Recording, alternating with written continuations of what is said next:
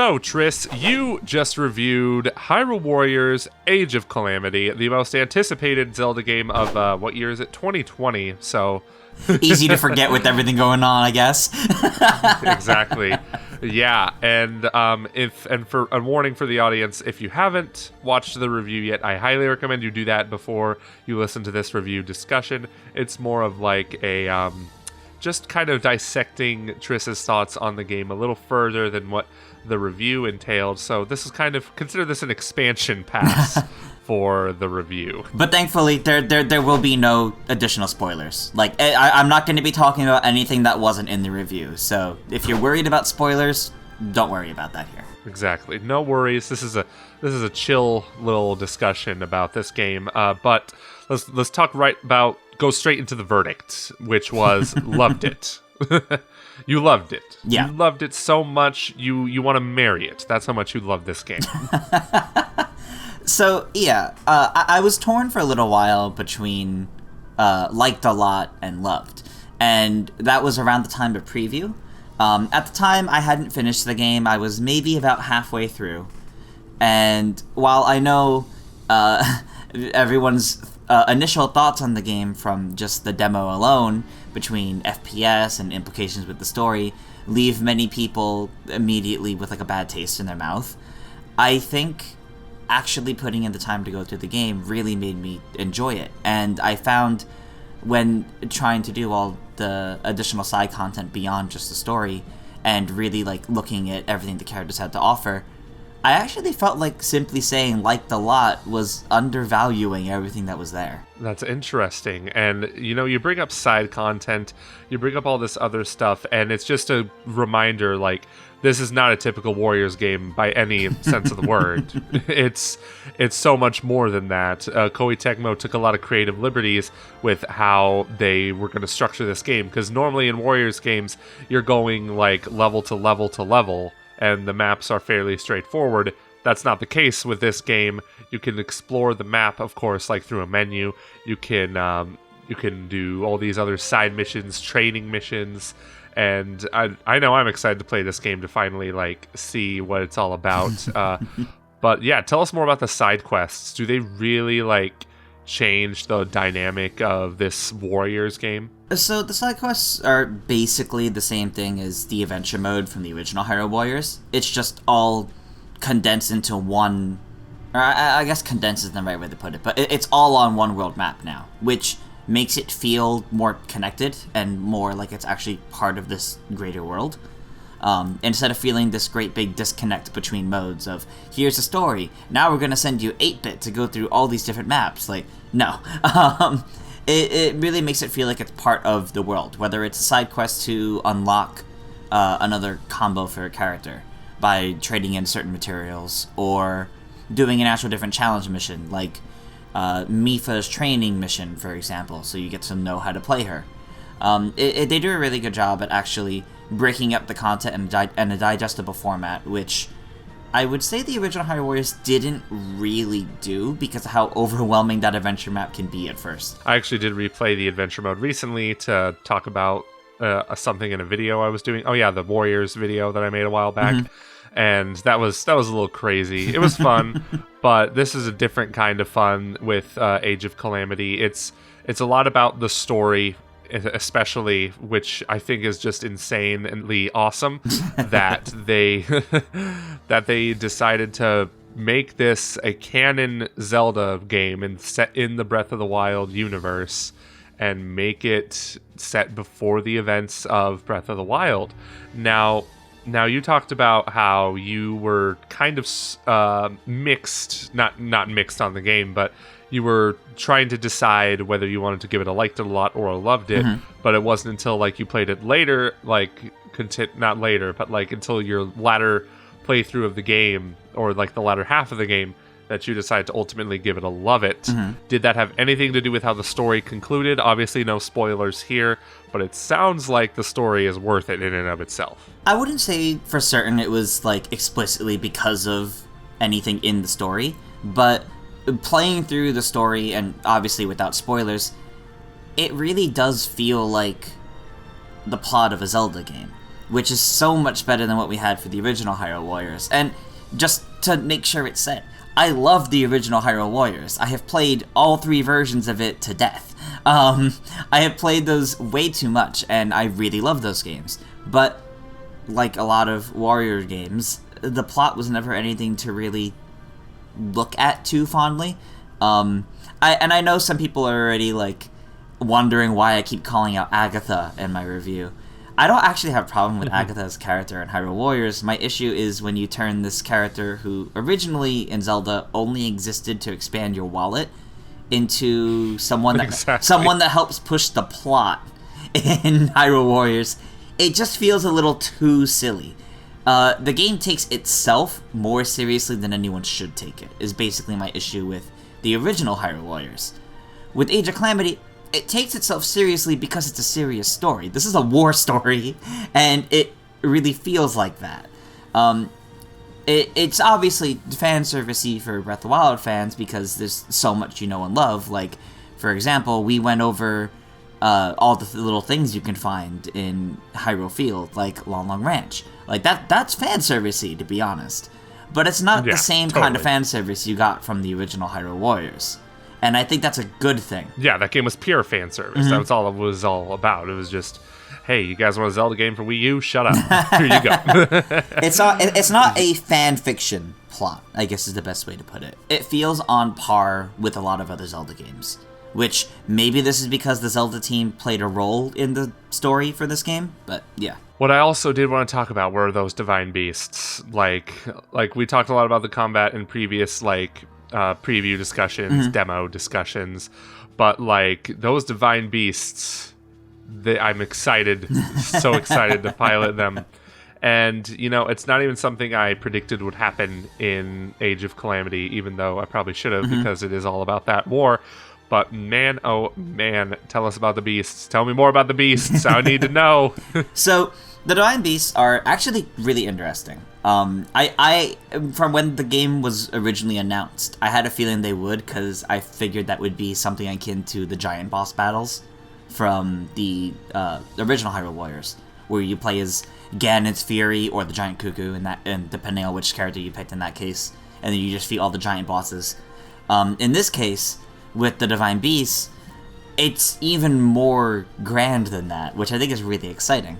Because you're not just going around like the same maps and battlefields. They have their own dedicated maps and battlefields and scenarios.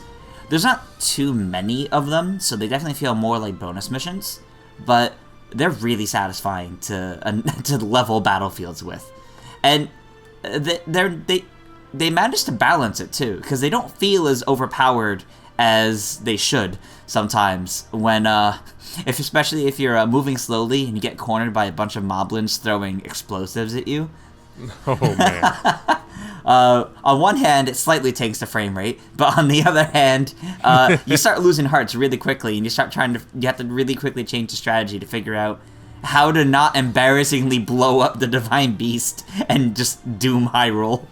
Oh man, seriously. And speaking of frame rate, like, that's pretty much the thing I'm worried about the most, is like how long does the frame rate just keep chugging and chugging and chugging. But since you gave it a loved it, I am safely assume that that was not too much of an issue for you. Yeah, I really think it's just a rough first impression.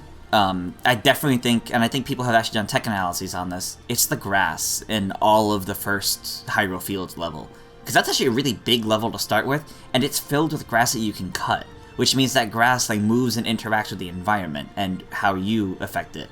And a lot of other areas aren't as filled with grass, so it's not as it doesn't affect it as poorly. There's definitely times where there were noticeable slowdowns, but outside of that first level, there were never really any instances where I felt it actually affected the gameplay to a point where I'm just like upset by it or anything.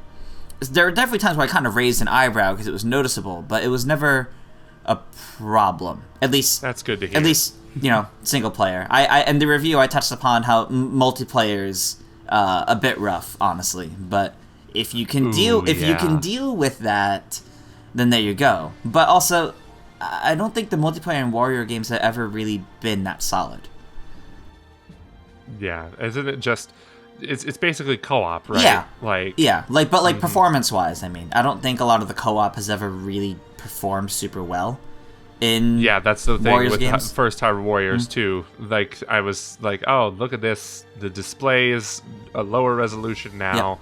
Whenever playing in the co-op mode, it's just like, oh, brother. Same thing here. And I actually think, I'm pretty sure Hyrule Warriors Definitive Edition had like this major overheating issue when playing in co-op, where like I very distinctly remember this issue floating around where like the game would overheat and they have to close itself, but the key sign that was going to happen was like the maps stopped loading and like your character would start running around in like infinite space, something like that. Man, how did they get away with that port, man?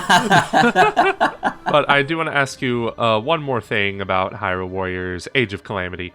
So you did give it a score of love it. And I don't know if you saw the Metacritic score of the game. It is a 79. Is that lower or higher than you expected, or is that something you probably did expect the general consensus to be? So I knew that this game would, as expected from like the get-go, this game was going to leave people really divided. But then again, I think almost every new Zelda game does do that. But given that it's a Warriors title, most of them don't really score much higher than the 80% or so. And majority of reviews tend to be somewhere between like a 6 out of 10 to like an 8 out of 10. So, and that the 8 out of 10 being on the higher end. So it's about where I expected in terms of like the average reception. But I have seen it seems to be leaning slightly more positive, which I'm personally happy to see. Oh, way more. Yeah. I looked on the website, and there's just so many positive reviews on this game. And there's not a single negative review. Wow. There's not one in the red. Well, that's good. So I think it's important to consider when you're looking at review aggregator sites like Metacritic that it's more important to look at how many reviews are positive and mixed rather than just looking at the score itself at face value. Yeah, exactly. Yeah, and in the case of Hyrule Warriors Age of Calamity, there's a lot of positivity around this game. And yes, it's not a typical Zelda game, but I think we all knew this going into it. It is a little jaggedy, it is a little rough around the edges, but take it from Triss, like, you should, if you're a big fan of Zelda, if you're a big fan of Breath of the Wild, you probably already have this game pre-ordered. Yeah. I know I do. I'm definitely picking it up. But yeah, any final thoughts on Age of Calamity before we close this little review expansion review discussion out? I definitely think that regardless of what people felt towards my review, or towards any review for that matter, I know that people are very much kind of weary based on their own first impressions with the demo, and I think that's totally fair and understandable. But if you're leaning towards giving the game a try, I do recommend at least giving it that try, because I think while the demo was fun for Nintendo to put out, I almost feel like putting out the demo hindered it because of that first impression people got, rather than you know, getting the chance to jump into the whole game. Because instead, they were jumping into the same first two levels, one of which has performance issues for some people for about a month now. Yeah, that also reminds me. So the demo progresses, or the demo saves your save progress, and like you can continue right where you left off from the demo. Did you do that, or did you start fresh? I have 2 files. Okay. So I did both. And in the second case, it was actually to test the first few levels to see if there was anything different from the demo. I didn't notice any changes, especially in the performance. It seemed about the same. So the demo really does seem to be literally just that first chapter just pulled out of the game and tossed into a demo. I did do that to like re-record like getting all the Korok seeds, for example. Oh, the Korok seeds. Gotta love those Korok seeds, man. Thank goodness you're not Gerard the completionist. I feel sorry for that, man. But yes, that I'm going to do the same thing. I'm going to actually start a new save file because it's been about how many weeks since that demo came out, and I just kind of just want to start from the very beginning fresh. Mm-hmm. So we'll see. But yeah, I'm very excited for this game. You loved it, Triss. And take it from Triss, this is definitely a game you don't want to miss out on when it comes to the Switch in 2 days. Or, if you do that 9 o'clock release digitally, then that's tomorrow night. So yeah. Thank you guys so much for watching this discussion here on Hyrule Warriors Age of Calamity. And if you made it through this discussion, even though I warned you to watch the review first, definitely check out our review on the game. Definitely check out Triss's review on the game, I should say. But subscribe to Game Explain for more reviews and discussions just like this one. And until next time, we'll see you later. Bye.